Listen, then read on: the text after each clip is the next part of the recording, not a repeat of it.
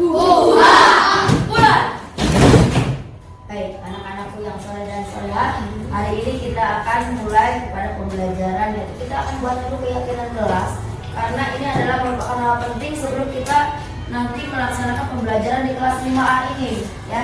Jadi harus diketahui bersama kita apa yang harus kita lakukan di sini. Sebagai keyakinan kelas harus kita sepakati bersama. Karena kalau kita tidak sepakat, buat apa kita membuat keyakinan kelas? Kita harus tetap kondisikan ini agar kelas kita senantiasa terjaga.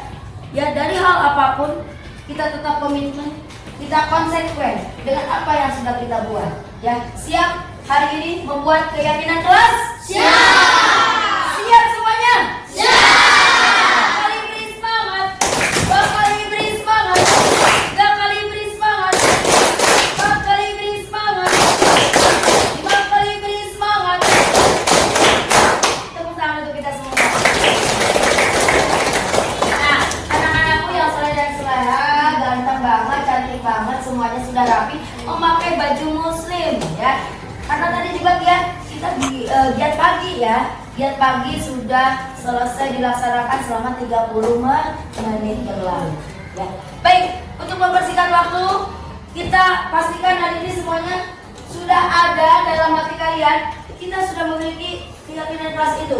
Kira-kira apa yang akan ditulis di depan? Siapa tahu, ya, tidak kakak yang memberikan keyakinan kelas itu, tetapi kalian sebagai subjek juga bisa membuat keyakinan kelas ditulis, bisa mungkin di depan, boleh. Di papan board ini boleh, silakan. Misalkan nomor 1 apa, nomor 2 apa, silakan. Sampai banyak juga boleh. Kalau memang ini akan mengkondusifkan kelas kita. Betul tidak? Betul ya. Baik, mau dimulai dari siapa saja dulu boleh. Tidak usah laki-laki dulu, tidak usah perempuan dulu, bebas.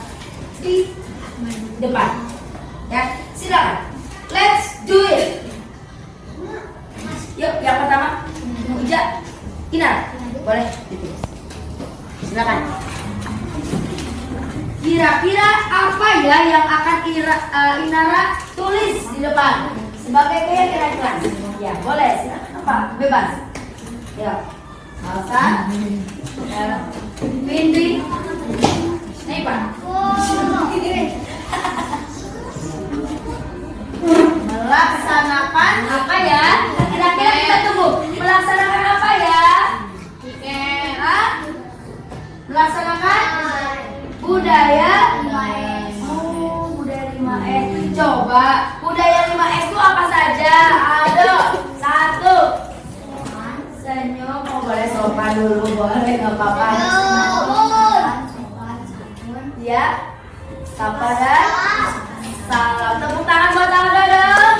Ya, boleh ya. Dan menghormati, menghormati guru, sayangi teman, itulah tandanya kau murid budiman. Siap menjadi murid budiman? Siap. Siap semuanya yang berbudika karakter tentunya, ya. Baik, yang nomor 2 akan dilakukan oleh Neipa. Coba apa yang kayak Neipa ini, ya. Neipa menuliskan apa ya kira-kira. Sekarang sudah Neipa, mohon untuk laki-laki. Ija, silakan. Boleh. Ya. Bisa dulu. Sepertinya semuanya ingin, ya. Sepertinya ingin menulis. Boleh. Bagus. Kita tunggu, ya. Neipa. Oh, saling tolong-menolong. Ya, yang laki-laki silakan. Akma. Mau nulis apa? Keyakinan kelasnya. Silakan. Kita harus ngapain aja nih? Ngapain aja di kelas? Kita komitmen tapi, ya. Ya. Iya, silakan. Kita mau apa aja gitu. Kita buat supaya keyakinan ini benar-benar sudah diyakini oleh semuanya. Ya, ikuti kata tertibnya, ikuti apapun yang sudah ditulis. Ya, apakah itu? Coba kita tunggu dulu.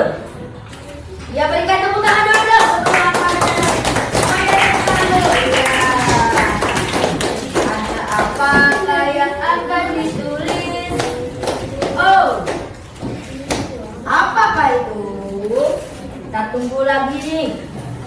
banyak nih yang pengen soalnya nih, yang ingin menulis di papan tulis. Papa juga udah aku udah kayak gini ya. Tuh, tulisan udah kayak gini. Aduh, gitu. Bilang, ketua kelas dulu deh, ketua kelas dulu. Karena kita sudah membuat struktur kelas ya. Jadi harus ketua kelas dulu. Insya Allah struktur kelas juga harus sudah dijalankan ya. Alhamdulillah dari mulai awal kemarin ya. Ketuanya sudah memimpin selalu berbaris di depan, memeriksa kuku, kemudian apa ini rambutnya juga, salsa juga kemarin. Aduh, kukunya katanya masih panjang, cepret lagi gitu ya. Nah nanti mudah-mudahan enggak lagi. Silakan, bilang kasih kesempatan ketua kelas. Oke, ketua kelas pakai yang ini aja. Silakan, biar berwarna-warni. Ya, kita tunggu apa yang akan ditulis oleh Vila.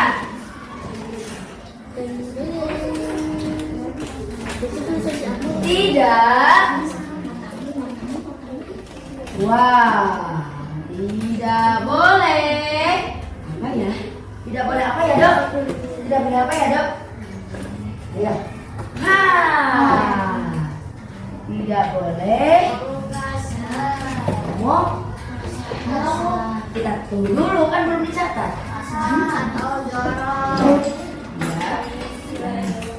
Wow, tolong dibaca sama apa? Iya, terima kasih Kak Ketua. Sekarang lanjut lagi. Silakan Insan. Kakak setelah Insan, boleh. Ini pegang dulu sama Rafa. Sebelah sini.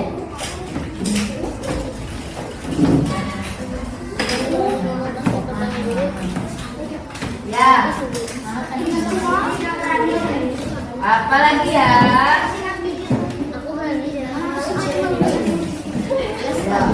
Yang perempuan boleh nambah, Sasa?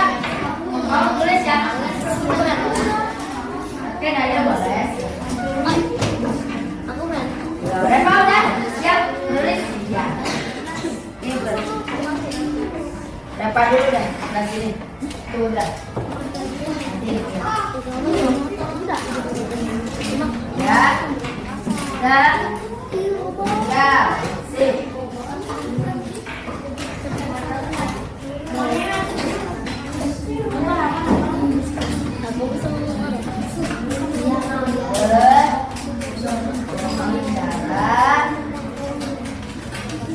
Mendengarkan guru saat guru berbicara katanya ya.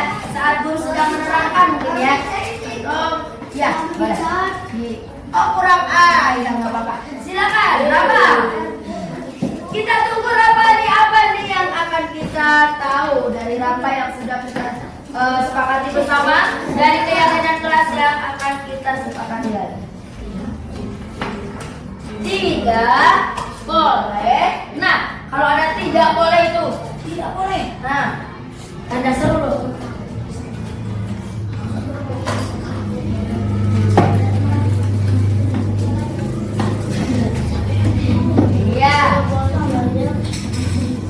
Satu lagi Reva aja ya, Reva silakan Reva ke depan. Nanti kalau ada penambahan boleh nanti kita tambah ya. Santai aja. Silakan Reva satu lagi. Ya. Tidak boleh bermain bola di kelas. Nah, pada saat apapun ya, Kakak Seri ingatkan juga. Ketika bukan waktunya olahraga, tolong tidak bermain bola. Nanti ada saatnya kalian kebagian untuk olahraga bermain bola. Apalagi di kelas, ini adalah kaca-kaca dinding. Dinding-dinding kaca ini juga tolong ya dijaga semuanya agar tidak pecah. Ya.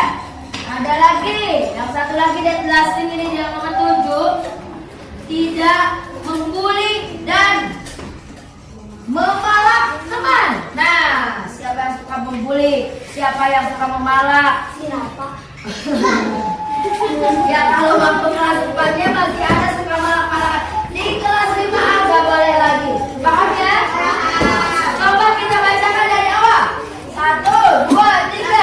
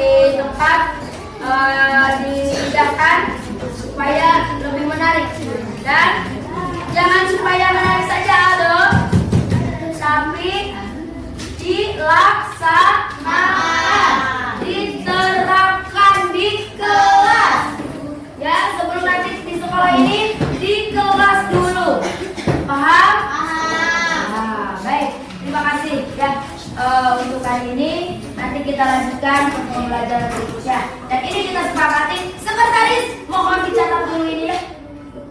Assalamualaikum warahmatullahi wabarakatuh. Waalaikumsalam. Apa kabar semuanya? Bapak dan Ibu guru hebat, terima kasih atas kehadirannya karena hari ini merupakan hari yang sangat bahagia sekali karena Kakak Sari didampingi oleh Bapak dan Ibu guru hebat. Tepuk tangan lagi. Oke, coba tolong ya. Sebelumnya Kakak Sari ingin menyampaikan sesuatu yang lebih hebat lagi hari ini. Coba tangannya di atas semuanya. Yuk seperti ini. Ikutin Kakak Sari 1, 2, 3 tepuk. 1, 2, 3 sini. 1, 2, 3 sini. 1, 2, 3 tengah. Lagi. Depan sini. Atas lagi. Depan. Bagus. Asik, tepuk tangan lagi. Yuk, ujung mekar.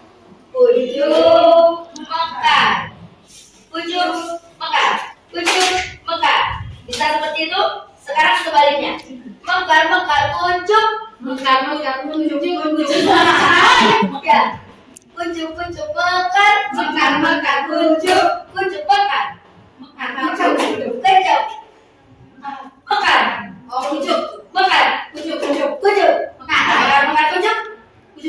Iya. Ikuti dengan kata satu. Satu tangan di kepala. Satu di hidung. Satu di mulut. Teriak. Berarti belum konsentrasi.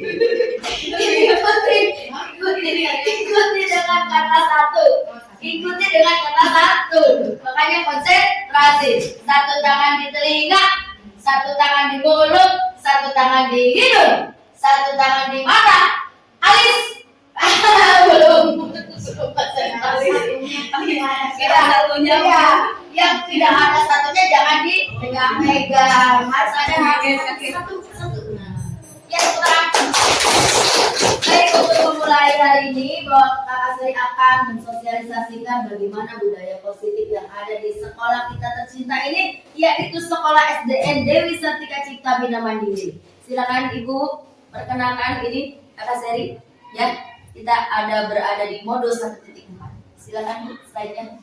Konsep inti dari budaya positif ini kita mengenal yang pertama adalah perubahan paradigma belajar, kemudian disiplin positif, nilai-nilai kebaikan, motivasi atau perilaku manusia, keyakinan kelas, dan kebutuhan dasar manusia, posisi kontrol guru, dan segitiga restitusi. Ini alhamdulillah, kenapa kita harus belajar ke semua ini? Yang hadir di sini pasti tidak akan pernah salah nanti akan mendampingi putra-putrinya di kelas. Perubahan paradigma belajar. Di sini kita akan lebih tahu bagaimana adanya konsep perubahan. Di kelas biasanya itu aja, sekarang dewan kelasnya juga sudah mau berinovasi. Berarti dewan kelas akan siap dengan perubahan tersebut. Pembelajaran dengan paradigma baru di sini adalah pembelajaran dengan paradigma yang merupakan pembelajaran yang dirancang berdasarkan prinsip pembelajaran yang berdiferensiasi, sehingga peserta didik belajar sesuai dengan kebutuhannya berdasarkan tahap perkembangan sesuai teori psikologi modern untuk mewujudkan profil pelajar Pancasila. Di sini lihat profil pelajar Pancasila ada berapa dimensi Bapak dan Ibu? Ada 6 dimensi. Yang pertama, beriman, bertakwa kepada Tuhan yang Maha Esa dan berakhlak mulia. Yang kedua, berkebinekaan global. Yang ketiga, bergotong royong. Yang keempat, kreatif. Yang kelima, bernalar kritis. Yang keenam, mandiri. Itu semuanya akan dijadikan, mungkin bisa saja dalam sekolahnya itu dijadikan ini adalah visi sekolah yang sangat besar. Dari visi sekolah yang sangat besar itu kita harus bisa memprakarsai apa sih? Mungkin hal terkecilnya dulu. Mungkin bisa saja sekolah itu menginginkan dari beriman dan bertakwanya saja. Berarti kalau misalkan ke elemen yang dimensi 1 itu, berarti mau mencetaknya seperti apa sih anak kita? Nah, berarti mungkin pengen anak kita itu yang soleh dan soleha, itu kan? Nah, tidak usah dalam visi yang besar itu semuanya, bisa saja boleh. Tapi kita yang paling bagusnya center lah satu dulu gitu. Kita mau jadiin apa nih anak kita di sekolah ini? Ya harus betul-betul elemen dari 6 dimensi ini tunjuklah satu, fokuskan satu gitu, atau 2 atau 3. Ya, bagusnya semuanya kita dimensikan.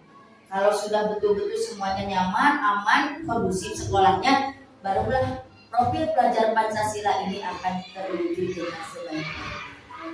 Di rumah juga sama, menerapkan 6 dimensi. Di sekolah juga sama, menerapkan 6 dimensi. Insya Allah kolaborasi itu akan sinkron. Di sekolahnya diguyur sama ibu gurunya, di rumahnya didiemin. Ya pasti akan berbeda lagi dia pulang kembali ke sekolah. Nah, makanya dari itu kenapa harus ada kolaborasi yang baik antara guru, orang tua dan siswa itu. Mama Nasril dulu pernah ketika zaman COVID-19, kakak saya memberikan tugas video sama Mama Nasril, sama ayahnya juga ikut di sana di dalamnya. Sampai lagi nyuci mobil, ya itu mengenai apa? Mengenai air ya kalau nggak salah, pemanfaatan air. Sampai ayahnya Nasril di video juga, mamanya ikut bermain peran, Nasrilnya juga sama ikut. Semuanya itu kolaborasi. Karena apa? Posisinya sedang COVID-19, ya. Jadi belajarnya dari. Nah, lanjutkan. Ada perubahan paradigma teori kontrol atau teori pilihan, yaitu ilusi kontrol. Ilusinya apa? Pertama, ilusi guru mengontrol murid. Kemudian ilusi bahwa semua penguatan positif, efektif, dan bermanfaat. Ilusi bahwa kritik dan membuat orang merasa bersalah dalam menguatkan karakter. Kemudian ilusi bahwa orang dewasa memiliki hak untuk memaksa. Ini mungkin ada ketika guru mengontrol siswa. Bisa saja guru itu bisa menjadi teman, bisa juga menjadi manajer, bisa juga sebagai orang yang betul-betul ingin menguasai peserta didik supaya anaknya tetap nurut. Ya, jadi posisi ini yang harus betul-betul diberikan kepada peserta didik ini, jangan sampai salah menentukan arahnya. Coba peserta didik ini kita ambil, ya, kita raih apa sih keinginan mereka semua. Jangan sampai minatnya tidak tersampaikan. Nah, itu salah. Misalkan anak saya itu senangnya sebenarnya silat, tapi kenapa disuruh ini? Nah, makanya harus ada komunikasi yang baik. Repama senangnya nari, silakan, ya, kunjungilah orang yang tepat untuk nari itu siapa pembinanya. Nah, ada komunikasi yang baik, akhirnya bisa tersampaikan. Ya, anaknya senang jadinya, ya, ibunya juga senang, memotivasi terus siswanya. Yang senang olahraga, pergilah ke olahraga, yang seni-seni, yang akademik ke akademik. Jadi kita tidak akan salah mengarahkan. Jadi posisi kontrol kita betul-betul sebagai pemantau juga, guru juga memantau siswa. Apa sih? Dia sedang apa sih? Dari mulai hal yang terkecil saja. Kok dia terus garuk-garuk aja, ada apa? Ya kita harus cepat respect. Takutnya bisulah, apalah, ya kan? Harus respect kita. Ya kalau kita biarkan, berarti kita belum menjadi seorang guru yang berada pada posisi-posisi ini. Ya. Kemudian ada lagi ilusi bahwa semua penguatan positif itu akan efektif, juga akan bermanfaat. Jadi kalau kita memang menggunakan waktu sebaik mungkin di kelas dengan teori kontrol dan teori pilihan ini, insya Allah ke peserta didiknya akan sampai. Pembelajaran juga akan tersampaikan. Lanjut. Perubahan paradigma stimulus responnya, pertama ada realitas, kemudian semua orang melihat hal yang sama. Kita mencoba mengubah orang agar berpandangan sama dengan kita. Di sini kenapa ada stimulus respon dan teori kontrol, supaya dua-duanya bisa nyambung. realitas kebutuhan kita sama. Kalau teori kontrolnya realitas kebutuhan kita berbeda. Ada kesamaan, ada juga perbedaan. Orang lain bisa mengontrol saya, hanya Anda yang bisa mengontrol diri saya. Itu perbedaannya dari stimulus respon dengan teori kontrol itu. Nah, itu ya, Bapak dan Ibu mohon semuanya bisa lebih bijak lagi ketika kita mendekati anak-anak, mendekati peserta didik, dan kita sedang berada dengan peserta didik. Ya. Itu dilanjut lagi. Nah, sekarang ke disiplin positif. Mungkin Bapak dan Ibu ada yang bertanya tentang tadi teori kontrol, memposisikan diri. Silakan boleh, mumpung ada di sini. Ya. Mungkin Pak Juli, kalau sudah pas kita dilanjut saja. Ya. Disiplin berasal dari bahasa Latin disciplina yang artinya belajar. Ya, disiplin mengacu pada disiplin diri yang memiliki tanggung jawab terhadap apa yang dilakukannya berdasarkan nilai-nilai yang diyakininya. Disiplin diri membuat orang menggali potensinya menuju sebuah tujuan apa yang dia hargai. Sesuatu yang biasanya anak tadi posisi di kelas. Anak-anak disuruh hari ini membawa barang apa? Hak miliknya, barang miliknya, jangan sampai ini hilang dan lain sebagainya. Tanggung jawab sendiri, apalagi handphone. Anak-anak di sekolah di sini tidak diwajibkan membawa handphone, tapi anak-anak berusaha membawa handphone karena untuk komunikasi ibunya, ayahnya ketika pulang sekolah. Nah, ya sekolah juga silakan saja, tetapi kalau bilang jangan sampai menyalahkan sekolah, karena sekolah sudah mewanti-wanti kalau siswa tidak boleh membawa handphone kecuali dibutuhkan, ada pembelajarannya literasi digital. Ya. Nah, disiplin itu banyak ya. Apapun yang sudah kita lakukan kepada peserta didik itu sudah mencapai target yang sesungguhnya. Mungkin dari kelas 1 saya disiplin positif begini. Kita budayakan senyum, sapa dan salam gitu ya setiap hari. Dari kita mulai menjemput anak-anak, ya menunggu anak-anak, kita sudah mulai memberdayakan senyum, sapa dan salam. Kemudian masuk, kita melaksanakan KBM, ya. Sebelum KBM kita melaksanakan kegiatan, giat sebelum KBM. Sudah tersampaikan program kita dengan sebaik-baiknya. Diikuti juga Bapak dan Ibu guru, terima kasih sudah berada di pojok-pojok. Betul-betul ini anaknya di tengah. Kita sudah ada pojok kiri, pojok kanan, ya di tengah-tengah juga ada. Berarti kita sudah sinkron. Dari jam 6 sampai dengan jam 7 kita betul-betul sudah ada apa ya, giat yang positif. Gitu ya. Kemudian lagi menjaga barang-barang yang terkecil apapun. Ya, itu. Di kelas kita melakukan biasa apa sih yang sudah kita lakukan di kelas, budaya kita yang positif, biasa melakukan salam, kemudian berbaris ya sebelum kita masuk kelas, diperiksa bukunya, diperiksa dan takut ada yang gondrong ya, sudah bersih dipersilakan masuk, duduk rapi bersama kelompok-kelompoknya, ada kelompok belajar, ada juga yang mandiri. Ketika kita harus mandiri ya mandiri, ketika kita harus kelompok belajar ya kelompok belajar. Di sana kita sudah betul-betul membentangkan cita-cita dan harapan kita agar hari itu anak-anak membawa sesuatu pulang, dibawa pulang ilmunya yang bermanfaat daripada refleksi yang sudah kita dari awal sampai akhir dibelajarkan kepada siswa. Kemudian setelah itu mungkin KM-nya, ketua kelasnya dia memimpin doa, ataupun si kerohaniannya dia memimpin doa, membacakan ayat-ayat suci Al-Quran, surat-surat pendek. Bisa saja sebelumnya kita melaksanakan surat duha dulu. Kita sudah semuanya itu sudah terjadi di sini, betul-betul sudah dilaksanakan. Ya, alhamdulillah. Tidak pernah kita tidak melaksanakan semua. Budaya kita sudah alhamdulillah baik. Ya. Nah, kita tinggal meningkatkan saja daripada inovasi-inovasi yang ada dalam diri kita, ide-ide kita, ide garap kita, hayu kita sama-sama sampaikan semuanya. Ya, kita kolaborasi dengan baik, biar inovasinya nyata, aksi nyatanya nyata, terlihat oleh semua, terasa juga oleh murid, terasa juga oleh semua dewan kelas stakeholder yang ada di sekolah ini. Komite sekolah, berjuang supaya mempererat tali persaudaraan, ya taat pokok nama saya. Semua itu pengen supaya tidak ada miskom. Karena komunikasi ini adalah bagian yang terpenting dari kolaborasi. Ya, kalau kolaborasi udah bagus, komunikasinya jelek, percuma. Tetap saja budaya positif itu dimulai dari perkataan dan perbuatan.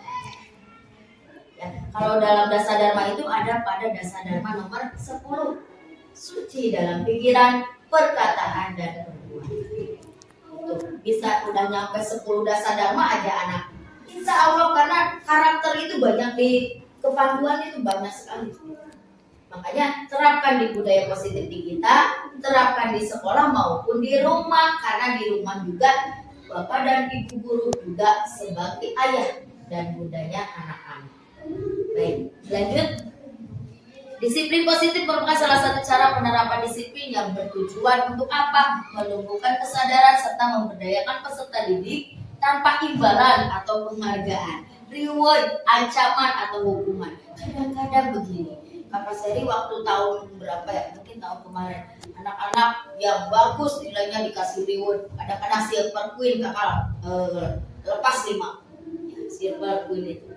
Nah, dalam dunia pendidikan ternyata hukuman dengan atau ancaman atau penghargaan reward itu kadang-kadang bisa menimbulkan juga kesalahan kita. Ya, karena yang reward gitu, anak-anak berjuang memang berjuang. Tapi dia sesudah dapat reward itu tidak ada hasilnya. Hanya ingin mendapatkan suatu reward saja. Nah, makanya di sini disertakan bahwa untuk disiplin ini dalam penerapannya menumbuhkan kesadaran serta memberdayakan peserta tanpa imbalan atau penghargaan. Jadi supaya apa? Semuanya betul-betul dari hati.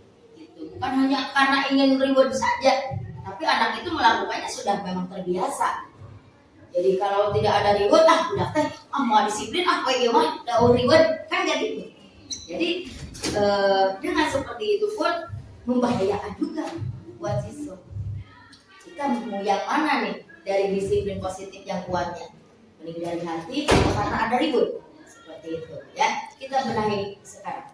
Sebagai pendidik, tujuan kita adalah menciptakan peserta didik yang memiliki disiplin ini sehingga mereka berperilaku mengacu kepada nilai-nilai kebajikan universal dan memiliki motivasi intrinsik dalam perubahan perilaku ke arah yang lebih baik. Ini memang tujuan kita yang utama. Jadi kalau misalkan kita sudah hebat, anak-anaknya juga sudah dipoles bagus di kelas, jadi memang tujuannya sudah tercapai, berarti jiwa raga kita juga sudah terselamatkan. Ya, itu. Dilanjut tuh. Sekarang nilai-nilai kebajikan universal itu seperti apa? Ya, di slide lagi. Nilai kebajikan sifatnya manusia yang merupakan tujuan mulia yang ingin dicapai setiap individu. Nilai-nilai tersebut bersifat universal dan lintas bahasa. Kemudian suku, bangsa, agama maupun latar belakang. Jadi anak di sini guru tidak membeda-bedakan apa dari mana dan berasal dari siapa gitu. Peserta didik kita semua rata. Kita menemukan peserta didik itu dari mulai awal dia masuk, kemudian duduknya diperhatikan, kemudian dia itu ketika dialihkan duduknya berbeda dengan temannya yang awal, apakah dia berbeda, apakah dia akan ngomong kepada orang tuanya berbeda. Mungkin itu salah satunya. Kemudian ketika kakak ngomong sesuatu, anak itu berbicara lagi sama orang tuanya, harus begini, padahal kakak Seri hanya menyampaikan mungkin ada siswa yang menyampaikan ketika ke orang tuanya berbeda lagi. Nah itu yang betul-betul guru harus hati-hati. Perhatikan terus peserta didik itu supaya tidak salah lagi memberikan informasi kepada orang tua. Jadi nantinya takutnya orang tuanya menyalahkan lagi gurunya. Ya, Bapak dan Ibu guru yang hebat yang ada di sini, maka saya percaya semuanya sudah melakukan yang terbaik di kelas. Sudah mengolah kelasnya ya menjadi sesuatu yang berbeda, mungkin punya inovasi dari yang sebelumnya. Ya, ada tingkatan fase itulah yang menyebabkan kita sekarang harus bisa berdisiplin diri dengan melihat nilai-nilai kebajikan yang betul-betul bertujuan memuliakan ingin dicapai pada setiap individu. Slide berikutnya, setiap perilaku atau perbuatan itu memiliki suatu tujuan. Ini menurut Dr. William Glasser pada teori kontrolnya tahun 1984, dengan mengaitkan nilai-nilai kebajikan yang diyakini seseorang, maka motivasi intrinsiknya akan terbangun sehingga menggerakkan motivasi dari dalam untuk dapat mencapai tujuan mulia yang diinginkan. Ya, seperti tadi sama saja. Jadi kita memang betul-betul ingin mencetak anak menjadi yang soleh dan soleha, karakter baik, akademik baik, insya Allah akan terasa kok. Ya, ketika pulang dari sini ditanya, tadi belajar apa sama Kak Mas Eli? Ini mah tentang ini, tentang hak dan kewajiban. Nah, ditanya lagi di rumah, adek apa di sini di rumah? Kewajiban adek apa di rumah? Tanya lagi, ya, supaya anak terus lebih mengingat lagi. Kadang-kadang kemarin tidak bisa membedakan antara hak dan kewajiban. Ya, ada yang bilang hak itu adalah segala sesuatu yang harus kita hafal, gitu. Beda. Ada kebalik kadang-kadang anak itu, ya, kadang kebalik. Jadi makanya ditanya lagi saja di rumah, ya. Kalau ya sekali-kali paling tidak kita juga memberikan ilmu yang sudah kita dapatkan mungkin di perguruan tingginya ibu bapak guru, ataupun di masa-masa sekolahnya pernah punya satu guru yang masih teringat. Oh, saya punya guru sejarah. Nah, biasanya kan guru sejarah biasanya guru yang sering banyak cerita. Guru ekonomi, guru kimia mungkin masalah-masalahnya hanya zat-zat kimia saja, ya, atau guru yang lain. Lanjut Bu. Di sini contoh nilai kebajikannya dari profil pelajar Pancasila, tolong dibaca Ibu Sujati. Profil pelajar Pancasila silakan dibaca. Beriman dan bertakwa pada Tuhan yang Maha Esa dan berakhlak mulia. Terus Berkebinekaan global, gotong royong, mandiri, kreatif, dan bernalar kritis. ya, berarti ini masuk ke dalam 6 dimensi itu ya, Pak Julia. Coba Pak Julia, Ibu Primarius, silakan. Toleransi, rasa hormat, integritas, mandiri, menghargai, antusias, empati, keingintahuan, kreativitas, kerjasama, percaya diri, dan komitmen. Nah, berarti harus ada. Semua ini adalah nilai kebajikan yang betul-betul ingin mungkin punya misi ya, punya visi dan misi. Ini profil pelajaran Pancasila juga punya misinya seperti apa? Ingin karakternya itu mungkin terbungkus oleh itu yang 6 dimensi ini. Kalau yang Ibu primary daripada toleransinya, rasa hormatnya ingin digali lagi, integritasnya, kemandiriannya, rasa menghargai sesama temannya, gitu ya. Kadang-kadang anak-anak itu ingin sekali kalau duduknya pengen aja sama itu ya. Nah, karena kita harus bervariasi, berbagi juga dengan yang lain. 1 minggu di rumah, 1 minggu di rumah, misalnya, supaya tidak jenuh juga, gitu ya. Nah, akan terlihat karakternya pasti. Oh, dia beda ya ketika duduk dengan ini mah. Oh, ternyata dia beda juga nih ketika duduk sama ini. Maka sinkronkanlah anak itu sebaik mungkin agar nyaman duduknya. Jangan sampai anak itu bilang terus sama orang tuanya, saya nggak nyaman duduknya. Nah, gitu. Keterampilan hidup, silakan Ibu Repa. Dapat dipercaya, lurus hati, mendengar, yang aktif, tidak merendahkan orang lain, dan memberikan yang terbaik dari diri. Ya, itu menurut dari keterampilan hidupnya, life skillnya. Mungkin kita ingin dapat dipercaya, lurus hati, ya. Maksudnya gimana kalau lurus hati? Kok nggak bengkok hati? Ya maksudnya kita meluruskan. Apapun misalkan dari teman kita atau rekan kita yang misalkan masih begitu-begitu aja tidak ada inovasi, yuk kita sama-sama gali, gitu maksudnya. Makanya adalah kelompok belajar, ada kelompok berbagi guru dan lain sebagainya. Dan disitulah kita banyak belajar apa kekurangan kita semuanya bisa saling diisi, gitu lah. Ya, misalkan gelas 1, gelas 2, gelas 3, yang satunya gede, tekonya diisikan, kurang lagi, diisikan lagi seperti itu. Nah, sama ilmu juga seperti itu. Pendengar yang aktif, Orang yang selalu mendengar, dia aktif berbicara, dia senang, begitu fokusnya mendengarkan. Ya, akhirnya begitu ditanya dia tidak lewat batas. Dia menjawab apa yang sesuai dengan materi, sesuai yang dia lakukan. Ya. Memberikan yang terbaik dari dirinya untuk dirinya sendiri maupun buat orang lain. Nah itu berarti sudah hebat, sudah maksimal. Silakan Bu. Ada contoh pengakuan apresiasi kebajikan. Contoh pembukanya. Nah, coba Ibu itu, Ibu Rika, coba Ibu Rika.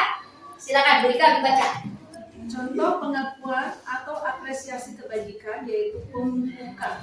Ya. Kemarin saya perhatikan, saya menghargai, terima kasih untuk Kalau kemarin saya perhatikannya nilai kebajikannya apa? rasa empatimu besar sekali Situasinya? pada saat menolong murid baru di kelas kita. Nah, kemudian pembukanya Pembukanya saya menghargai nilai kebajikannya kepedulianmu kepedulian. Situasinya? pada saat kamu membantu teman-temanmu di tugas kelompok. Nah, mungkin itu salah satunya. Kenapa harus ada kerja kelompok di kelas? Harus ada punya regu kelompok, regu piket gitu ya. Ini supaya ada variasi ya dalam belajarnya itu. Jadi kalau anak kelas atas itu harus sudah bisa mengemas kalimat ya. Jadi misalkan dia dari sudah membaca buku, kemudian sudah belajar kelompok, sudah praktek berbasis proyek, kemudian dia menerangkan di depan, presentasi di depan, itu sudah jempol karena dia mengemas kalimatnya. Saya mau presentasi dari kelompok Pak, nama saya ini, disebutin semua oleh ketua kelompoknya. Kemudian dia berbicara di depan teman-temannya, itu luar biasa. Ya, hebat banget itu. Karena satu, keberanian, nilai keberaniannya, kemudian dia nilai percaya dirinya, hebat. Ya, jarang-jarang kan kalau diem begini terus kan takut ada apa. Berarti guru juga tuh harus respon juga.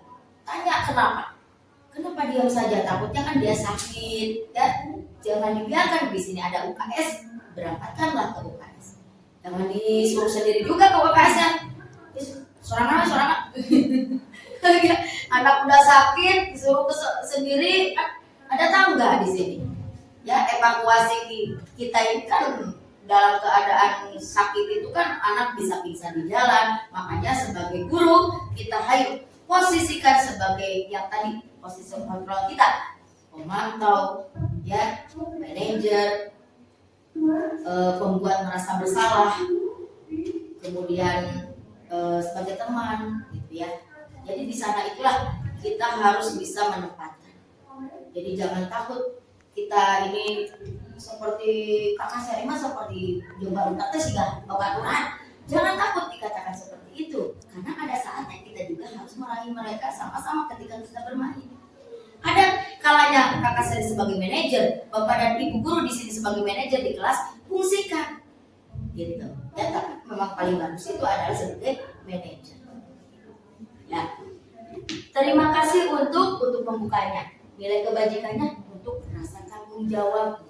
Situasinya pada saat kamu memungut kertas-kertas yang berserakan di lantai. Nah makanya mari kita sama-sama baik di rumah maupun di sekolah ciptakanlah sesuatu yang lebih baik. Silakan Bu. Kebutuhan bertahan hidup. Nah mungkin tadi yang ditekannya ini. Kebutuhan bertahan hidup itu kebutuhan yang bersifat fisiologis. Ya, bertahan hidup misalnya kesehatan, rumah, makanan. Kebutuhan biologisnya proses reproduksi termasuk kebutuhan untuk tetap bertahan hidup. Komponennya, kebutuhan ini meliputi kebutuhan akan perasaan aman dalam kasus Doni di atas yang tadi. Ya. Jadi tidak membawakan bekal makanan yang supaya tidak membawakan makan siang, maka kebutuhan dasar yang sedang berusaha dipenuhi oleh Doni adalah kebutuhan untuk bertahan hidup karena dia merasa lapar. Ya, nah ini yang disebut dengan kebutuhan bertahan hidup. Jadi ini bisa dipelajari oleh bapak dan ibu guru baik di sekolah maupun di rumah. Yang kedua, kasih sayang dan rasa diterima. Apa sih kasih sayang ini? untuk disayangi dan diterima. Gitu ya.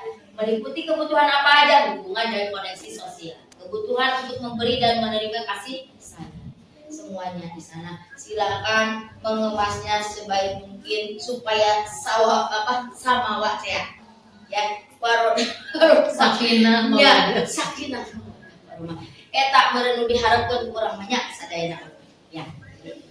Jadi mereka ini sangat penting. Biasanya suka bekerja dalam kelompok juga. Ini yang disebut dengan kasih sayang dengan rasa diterima. Lanjutkan. Penguasaan. Kebutuhan ini berhubungan dengan kekuatan untuk mencapai sesuatu menjadi komponen-komponen yang menjadi terampil. Ini mungkin di sekolahnya Bapak dan Ibu guru bisa diakui atas prestasinya, bisa diakui atas keterampilan kita yang sudah kita berikan kepada peserta didik. Ya, percayalah semuanya juga punya keahlian, punya skill masing-masing. Cuman ada yang muncul, ada yang skillnya itu mungkin masih ditahan-tahan gitu ya. Padahal sudah dikasih ruang mungkin di sekolah ini untuk berekspresi, tapi mungkin belum saatnya, belum waktunya dia mengeluarkan kabisanya gitu, kabisa. Jadi ada mungkin waktu-waktu tertentu. Nah di sini ya ada yang disebut dengan penguasaan. Bila melakukan kesalahan, mereka juga biasanya rapi dan sistematik dan selalu ingin mencapai yang terbaik. Ini mungkin suka mengamati, mencoba-coba. Orang salah aja melakukan hal ini, gitu ya. Saya salah nggak sih kalau saya melakukan kepada peserta didik ini begini? Padahal dalam aturan bisa saja, tapi saya belum berani. Nah, ada yang seperti itu ya. Bapak dan Ibu guru masih menahan egonya. Lanjutkan Bu. Keempat, kebebasan. Ini kebebasan itu kebutuhan untuk bebas. Bebas terbatas ya. Kebutuhan akan kemandirian juga yang lain. Lanjutkan. Kesenangan, kebutuhan untuk mencari kesenangan, bermain dan tertawa. Itu healing kemana baik. Silakan itu Bapak dan Ibu guru punya program masing-masing ya, untuk menciptakan suasana di keluarga, di sekolah, di kelas. Jenuh saya di kelas, mau outdoor ke luar. Walaupun misalkan survei kepada para pedagang-pedagang yang di depan itu. Ditanya budgetnya berapa, keuntungan per hari berapa, anak itu survei, nggak apa-apa, itu kan pembelajaran. Ya, kita justru ada media-media seperti ini manfaatkan. Siapa tahu anaknya dikasih nanti es durian, anaknya kan jadi gratis. Nah, perlu diingat, semua orang senantiasa berusaha untuk memenuhi kebutuhannya dengan berbagai cara. Ya, yang tadi hal-hal yang harus mencapai pada sesuai dengan nilai-nilai kebajikan. Yang selanjutnya, apakah konsep 5 kebutuhan dasar hanya berlaku bagi anak-anak? Ada yang bisa jawab? Ya, mungkin bisa. Ya, tidak juga. Mungkin saya sama guru-gurunya, saya sama orang tuanya, gitu. Coba kita lihat slide berikutnya. Nah, konsep 5 kebutuhan dasar manusia tidak hanya berlaku bagi anak-anak, jadi juga berlaku bagi manusia dewasa dan dalam settingan sekolah, para tenaga pendidik, pendidikan semuanya. Berarti kita harus memiliki semua konsep ini. 5 konsep inilah yang akan menjadi dasar semua menjadi sesuatu yang dipenuhi oleh guru ketika mereka melakukan sebuah tindakan. Jadi nikmatilah hidup ini supaya lebih indah bagaimana, supaya lebih nyaman bagaimana. Percayakan kepada semuanya, insya Allah keyakinan kelas yang sudah kita miliki tadi juga akan senantiasa semuanya berhubungan satu sama lain. Bisa? Ya. Yuk coba kenali diri kita. Let's go. Kesenangan sudah berapa sampai mana? 1 sampai 10. Sudah sampai 10 belum kesenangan kita? Belum. Rika? Pajar gimana? Pak Adli. Ya Pak. Udah belum kesenangan kita? Udah ya. Penguasaan Bu Debil. Sudah sampai mana ya?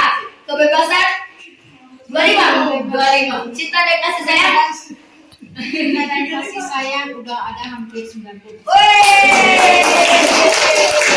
ini ada. Ya, slide berikutnya. Restitusi 5 posisi kontrol. Let's go. Ya, kasus 1. Ini kita akan diskusi nanti ya. Ya, oke, diskusi. Kasus 1, kasus 2, nanti kasus 3, 4, 5. Let's go. Nah, penghukum, ada teman, pembuat rasa bersalah, pemantau, manajer. Ini 5 posisi kontrol kita. Bapak dan Ibu guru, silakan pelajari. Kemarin sudah diberikan modul-modulnya, ya sudah slide-slide-nya sudah kita banyak belajar, dan kakak Sari hanya mengingatkan saja ada 5 posisi kontrol kita untuk di sekolah, di kelas juga. Silakan. Penghukum, seorang penghukum bisa menggunakan hukuman fisik maupun beban yang menjalankan posisi penghukum dan mematuhi aturan saya atau kamu selalu saja salah. Pasti selalu yang terakhir selesai. Guru seperti itu senantiasa percaya hanya ada satu cara agar pembelajar bisa berhasil, yaitu cara ini. Lanjut. Penghukum yang pertama nada suara tinggi tak? Siapa yang sering suara tinggi? Siapa yang matanya melotot? Ayo, jari menunjuk-nunjuk hati. Nah, itu. Ini penghukum, ya. Ini penghukum. Bagaimana pesan bila guru berbicara seperti itu pada saat kemudian datang terlambat, biasa saja. Ya. Lanjut. Penghukum lagi. Ya, lanjut Bu. Ya, ini pembuat merasa bersalah tuh. Seperti ini. Biasanya guru akan bersuara lebih lembut. Nah, ya, beda-beda. Ini pembuat merasa bersalah. Menggunakan keheningan yang membuat orang lain merasa tidak nyaman dan rendah diri. Lanjut Bu. Pembuat rasa bersalah, lanjut lagi. Pembuat rasa bersalah, ini hasilnya. Murid akan merasa bersalah telah mengecewakan ibu atau bapak gurunya. Lanjut Bu.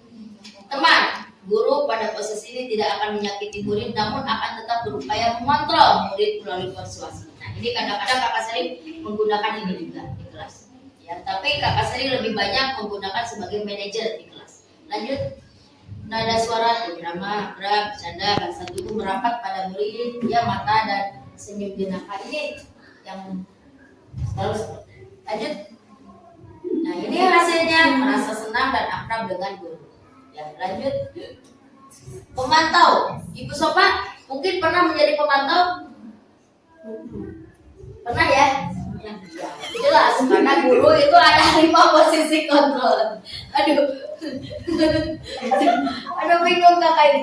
Lanjutkan. Ya, pemantau, ada suaranya seperti itu. Ya, bahasa tubuh yang formal. Lanjutkan lagi. Ini hasilnya. Ya, murid memahami konsekuensi. Ya, semuanya mungkin sudah paham hal ini ya dari kelima posisi kontrol. Lanjut. Manajer, apa sih manajer Ibu Nebil? Posisi terakhir manajer adalah posisi di mana guru berbuat sesuatu bersama dengan murid. Ya. Mempersilahkan murid mempertanggungjawabkan perilakunya, mendukung murid agar dapat menemukan solusi atas permasalahannya sendiri. Ya, betul. Ya, jadi di sini bila kita menginginkan murid-murid kita menjadi manusia merdeka, mandiri, maka kita perlu mengacu kepada restitusi yang dapat menjadikan murid kita seorang manajer bagi dirinya sendiri. Jadi siswa juga bisa menjadi subjek dalam kehidupan. Lanjut. Manajer, tugas seorang manajer bukan untuk mengatur perilaku seorang, kita membimbing murid untuk dapat mengatur dirinya. Ini semua sudah disimpulkan tadi dalam 5 posisi kontrol, ya. Dalam pencapaian posisi manajer, semuanya ini dapat menjadi pribadi yang mandiri. Lanjut Bu. Oke, ya. Ini suara-suaranya tadi ya. Tuh, udah jelas nih. Tulus, tubuh tidak kaku, mendekat ke murid. Ya, ini posisi kita sebagai manajer. Ya, nanti ini sudah diberikan kemarin dan sudah juga dibaca dan ini sudah ditayangkan lagi di slide ini. Lanjut. Pada posisi manajer, maka suara guru sebaiknya tulus, tidak perlu marah-marah. Tidak perlu ya. Jadi menunjuk jari yang tadi gini tidak lagi terjadi. Ya, semuanya sudah paham pada posisi kontrol masing-masing. Lanjut. Nah, kemudian segitiga restitusi yang tadi ada tahapannya akan menstabilkan identitas, validasi tindakan yang salah, menanyakan keyakinan juga. Kita semua akan melakukan hal yang terbaik yang bisa kita lakukan. Semuanya perilakunya juga harus baik, memiliki alasan tertentu, dan kita semua memiliki motivasi internal. Ya, lanjut. Kemudian menstabilkan identitas. Di sini kita harus dapat dari segitiga restitusi ini betul-betul anaknya harus sudah memahami bagaimana dari tingkat-tingkat kesalahannya, tingkat-tingkat yang betul-betul dia pertahankan sebagai dirinya, dia membela dirinya. Nah, kita juga harus pandai sampai jangan sampai kedua belah pihak itu menjadikan sesuatu musuh dalam selimut. Musuh dalam dirinya maksudnya gitu ya. Nah, sehari-harinya dia baik, tapi pas di belakang gurunya dia main lagi, tonjok-tonjok lagi, dan jangan seperti itu. Ya, lanjutkan. Stabilkan, kalau kita ingin dia menjadi efektif, kita harus meyakinkan si anak dengan cara mengatakan kalimat. Berbuat salah itu tidak apa-apa, tuh kan? Tidak ada manusia yang sempurna. Awas, ini ada kalimat-kalimat yang harus kita tahu. Saya juga pernah melakukan kesalahan seperti itu. Kita bisa menyelesaikan ini. Kamu berhak merasa begitu. Apakah kamu sedang menjadi teman yang baik buat dirimu sendiri? Jadi kata-kata yang efektif, yang betul-betul harus disampaikan kepada siswa itu jangan sampai kita salah berbicara. Lanjut. Di sini menstabilkan identitas. Seorang merasa sedih, emosional, mereka tidak bisa mengakses bagian otak yang berfungsi untuk berpikirnya. Jadi di sini jangan ada kata-kata atau kalimat yang menjudge anak itu menjadi hukuman yang sangat fatal gitu bagi dirinya ya. Makanya anak sekarang impulsif, sangat betul-betul sensitif. Jadi harus diperhatikan daripada perbicaraan kitanya juga, jangan sampai nanti terbawa sampai tidur. Ngigo, anak itu ngigo ya, karena teringat hukuman daripada guru. Lanjut. Tentu akan sulit melakukan restitusi bila anak yang berbuat salah terus berfokus pada kesalahannya. Ya, jadi ini tadi sudah mencakup kesemuanya. Bu, dilanjut lagi. Validasi tindakan yang salahnya.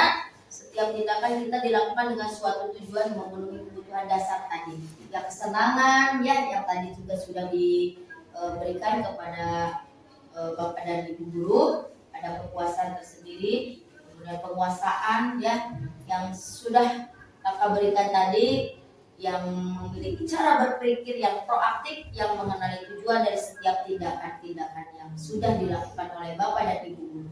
Silakan dilanjut lagi Bu. Ini validasi yang salahnya, ini kalimat-kalimat yang mungkin terdengar asing ya buat Bapak dan Ibu guru di sini. Padahal kamu bisa melakukan yang lebih buruk dari ini, ya, gitu kan? Kamu pasti punya alasan mengapa melakukan hal itu. Nah, ini adalah kata-kata yang memvalidasi kebutuhan mereka. Jadi memang kalimat itu bisa jadi bumerang juga ya buat si pelaku ataupun memang dia yang merasa bersalah itu. Kadang-kadang anaknya tidak merasa bersalah, tapi dia karena ketakutan, akhirnya rasa itu tumbuh, kemudian jadi bergetar dan lain sebagainya, jadi susah bicara. Ada juga yang siswa seperti itu. Nah, kita harus sampai itu pada titik itu. Kita di mana nih posisi kita untuk menstabilkan anak itu supaya tidak takut dan lain sebagainya, supaya dia itu merasa bahwa dirinya juga bisalah menyelesaikan masalah ini dengan menerima kesalahannya. Lanjut Bu. Validasi dengan yang salah, restitusi tidak menyarankan guru bicara ke murid bahwa melanggar aturan dan sikap yang baik. Lanjutkan Bu. Kemudian menanyakan keyakinan. Jadi ada teori kontrol yang tadi, untuk yang 1 dan 2 tadi sudah dibahas ya, sama-sama. Jadi kita bisa menghubungkan keyakinan anak dengan keyakinan kelas atau keluarga. Jadi semuanya bisa sinkron pada 3 ini, anak, guru, orang tuanya. Ya. Oke, lanjutkan. Nah, ini menanyakan, pentingnya juga untuk menanyakan ke anak, betul. Kalau kita tidak nanya ke anak, kita lepas begitu aja, itu juga salah. Jadi guru tetap harus anak itu ditanya mengapa, di mana, kenapa, adik Simba di situ tuangkan ya. Kita mau bertanya apa, sok tanyakan, jangan sampai kita tidak bertanya kepada anak. Jadi anak itu akan seenaknya ya berbuat yang begini tanpa ada posisi kontrol kita yang gak jelas. Jadi harus jelas.